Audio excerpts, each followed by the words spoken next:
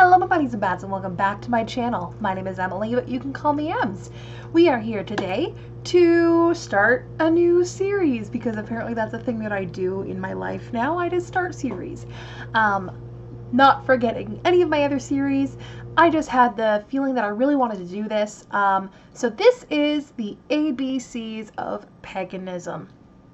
It is the Pagans of YouTube, I believe, or yeah, I think it's Pagans of YouTube, or Witches of YouTube on Facebook. Every year they create a YouTube challenge. There's been all sorts of different challenges come up, but one that I've been really interested in is the ABCs of Paganism. Now, I'm not going to go through A, B, C, D with doing only one of each letter, but I would like to talk about a couple of different topics and cover them and just kind of like A is for apple, you know, doing things like that, going through the alphabet and maybe doing like one or two letters a couple of times just because of different topics that I would like to talk about. But today I would like to start with A is for Athame. So Athame is A-T-H-A-M-E. It can also be pronounced Athame, and I know a lot of people also pronounce it Athame, but I've always said it as Athame or Athame, just depending on really company, just because I kind of move between Athame and Athame depending on who I'm talking to. For example, one of my friends in my pagan community says Athame. You know who you are, and that's kind of what I end up saying around them, but I usually tend to stick with Athame. So what is an Athame? This is something that you'll see in almost every witchcraft book, especially if it's a beginner's witchcraft book. So why not start there with A? A is for Athame. So let me start with showing you my Athame. That way you can kind of get a better idea of what an Athame is from seeing what a witch's Athame looks like. Now, just letting you know, in this series, I am a pagan and a witch, and I also practice druidry. I'm an ovate in the order of bards, ovates, and druids. So I just wanted to explain that right now, just so that you know why I might interchange pagan, witch, druid, ovate when talking about myself. So just to let you know, going on with that. If you didn't see when I had a pagan channel specifically, you might not know a little more about my own spiritual background or things like that, but I decided to merge the channels and now I'm ready to actually talk about my spirituality again on the internet. So here we go. This is my Athame. So this is its case. It is I don't know if it's real leather or faux leather. It came with the Athame. It does have a burn on it because a piece of incense fell onto it. Well, not piece of incense. I dropped, or was it candle? Something happened. Either incense or a candle got to my case, but it's just the sheath that got ruined in it. Not even ruined, just like marred. So it's got this little snap here to unsnap, and I actually have this matching with my friend Josie. So we have the same Athame, and we didn't really know that we both got the same Athame. And we got them in the same province as well, which is funny because it's not the province that we both live in. So this is my Athame. Also, if you saw the thumbnail, you would have seen it anyway. But this is my Athame. So I got my Athame at a little witchcraft shop in Halifax, Nova Scotia called the Neighborhood Witch. If they are still there and you are in Halifax, go check that out. I know it's above a secondhand clothing store and it's around the corner from a pita pit. I don't really remember where it is in Halifax, but I remember it's in Halifax, and I walked there from St. Mary's University when I was training for the JET program, which I didn't go to. If you guys didn't know, I was going to go live and teach in Japan, but I ended up staying here anyway. But this is my Athame. So an Athame is a ritual knife used in a lot of witchcraft and pagan traditions. So the Athame, it can is often kind of used can be used in place of a sword if you don't want to get a sword. However, a sword also has a ritual use that is not the same as an athame. So I'm not going to get into that because my personal practice, I don't use a sword. If you're interested in that, you might want to look into like traditional witchcraft. I know that my friend Jay mentioned in, well, Besom, Stang, and Sword, they might actually talk a little bit about swords in there. So you might want to check that out by Christopher or Flo and Tara some. I'm really bad at their names because I don't have that book. I haven't read it yet, but it's the people who do Down at the Crossroads, the pagan podcast. So this is my athame. So this is kind of a pretty typical athame. So I'm going to tell you a little bit about what a general athame is, but I'm also going to talk to you about athame alternatives because not everyone can afford a fancy knife. So the usual athame is black handled and usually double-edged. So in most cases, you will find most people's athames, or like the most general athame you will find, it has a black handle and it's double-edged. So it's got the blade on both sides. So like this is sharp on both sides and this is sharpened. So this is the athame here. Mine just happens to have a pentacle with also a little bit of imagery in it of the like crescent moons here and then a crescent moon on the bottom. So that is there, but these are actually separate. This is a separate piece that has been glued on or added on, but there you go. And it also has these silver edges, like the hilt, or the guard, I think, and I think this is the hilt. I'm really bad at names of parts of swords and things, but it's got this really nice fancy edging there. It's like filigree, and then the handle itself has this like chevron pattern, which is really nice. So that's my athame. So what is the athame used for? In some cases, the athame is used for directing energy, and that's why a lot of people say that having a double-edged athame is good, because it helps to bring your energy from your body out of the knife and through the point here and send the energy outward. A lot of people cast their circles with the athame.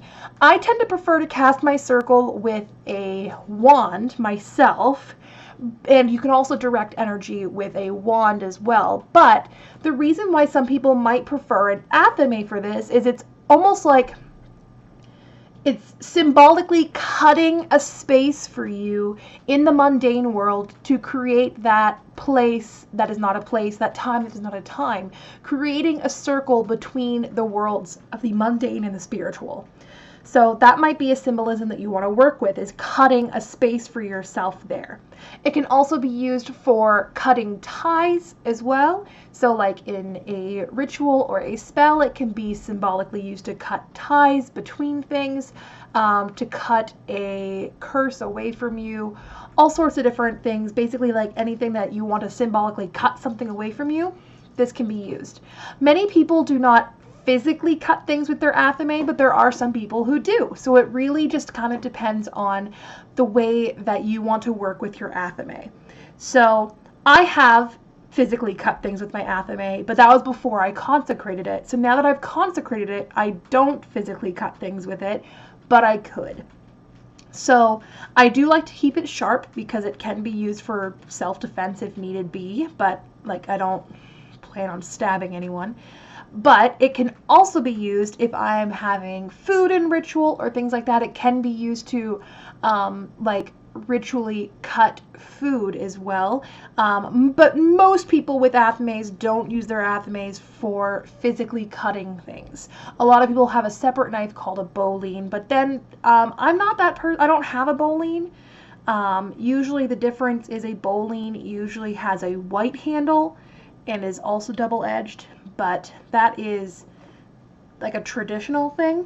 So I don't have a bowline myself. So if I wanted something specifically to cut something for ritual, for magic, that was for magical purposes, I might actually use my athame. So, now that you kind of have some idea of what an athame is and what it's used for, what are some things that you can use instead of something like this? Because this sort of knife can be a little expensive. This one was only $25 Canadian, so it wasn't too extremely expensive, but also this is very, very plain. This is probably one of the most plain athames I've ever seen sold in stores. Most times athames that I have seen personally in occult shops and witchcraft stores and the like have been very elaborate. Usually having a much longer handle and having a very elaborate hilt, having beautiful detail work and like gems and things like that, and then the sheath itself usually being also made of metal and quite elaborate, and that can run up some costs. So you can find athames anywhere between $20 and within the hundreds of dollars realm. But the most average price I have seen myself, even for some slightly more elaborate ones, is around $50, and that's Canadian, and that's specifically in my area. The closest witchcraft shop that I have to me is in Moncton, New Brunswick, but then I've seen other things in Halifax and outside of Halifax and things like that. So that's kind of the point of reference I have. When I was in PantheaCon, when I was at PantheaCon 2018, so this past year, I was at PantheaCon, I saw a lot of athames and things like that, and they ran the full gambit, but that was a little confusing for me because it was in American dollars, and I really wasn't paying attention because being from Canada and going on the plane, I didn't want to risk bringing a knife across a border, so, you know, don't really want to be bringing this through security. So even in my checked luggage, you can't really bring weapons, and this is technically considered a weapon. So, yeah. So I got this one just in Canada, and I just brought it from Halifax here to New Brunswick because we were driving. So, got that for myself. So, other alternatives. Before I had this athame, I was actually using something completely different. I was using a miniature katana. I had this mini katana set. It was 3 little katanas that were decorative that I had back when I had in like Asian inspired room. My bedroom design was all black and red, and it was a Chinese Japanese fusion for like decor. So that was my room style. So I actually ended up getting, my mom got for me it was a stand, a black stand with 3 red katanas, just like one that was, the blade was this long, and then the blade was this long, and then the blade was this long. So I used the smallest blade. I was using that for my athame. And as most katanas, it's a curved blade with only a single edge being sharp. So I used that for a long time. But for some people, that might also be pretty fancy and not quite what you have. So some other options here that I have seen used. I have seen people use butter knives. I have seen people use steak knives. I have seen people create athames out of clay, like Sculpey clay, or those different types of clay that you can bake and create some beautiful artwork that way. And I have also seen people use consecrated scissors. Scissors are a really great way to do that because then you can have, like, it's another symbol of cutting yourself a space, and you can also cut ties with that because you can imagine just cutting strings with your scissors, that sort of thing. And they usually do also kind of come to a point at the end, and they're pretty inconspicuous. It's pretty easy to have an extra set of scissors around, and it's also really easy to find a pair of black handled scissors as well.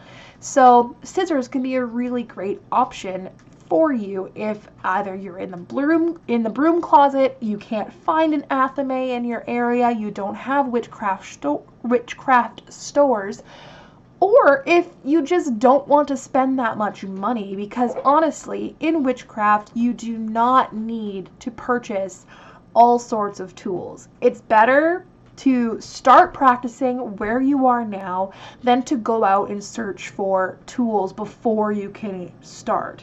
It really doesn't work like that. I started practicing witchcraft. My official date is much later then I was actually practicing witchcraft stuff and learning about witchcraft, but I just consider my official date being Samhain of 2012. I was doing things much longer before that, but that's just kind of my official, when I kind of got into specifically paganism and witchcraft that was kind of more pagan flavored rather than flavored before that, which was Krishna consciousness more tended towards that. So back then I didn't have any tools. I just used what I had, and I honestly think that's the best way to start. You don't need to spend a bunch of money on a nice Athame because this path might not be for you, and that's okay. So you don't need to do that. You can even use something that's just on your body. You can use your finger. You can just point like this with your finger and go around, similar to wands as well. You can also use two fingers to do the just like scissors to do a cutting motion, that sort of thing like that. Or you can do your full hand like a Disney, well, the Disney point's usually like this, but you can also do full hand gesture. Okay.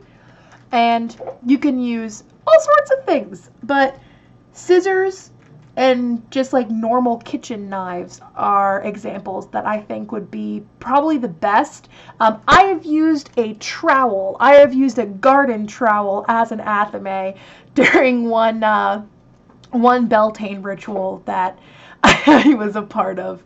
But yeah, I used a trowel. So if you're a particularly garden savvy person, perhaps your trowel that you have, your trusty trowel, perhaps that could be a great Athame option for you. So there you go, guys. That was my little introduction into the Athame, the wonderful world of the Athame, and some options for you to like some alternatives to the Athame that you might not have ever thought of if you're new to the craft. So there you go. Stabby stab. Athame. Alright, so thank you guys so much for watching today. Leave a comment down below. Do you have an Athame? What does it look like? And tell me too, do you prefer to cast your circle with an Athame or a wand? Anyway, I love you lots. Bye my buddies and bats. Subscribe.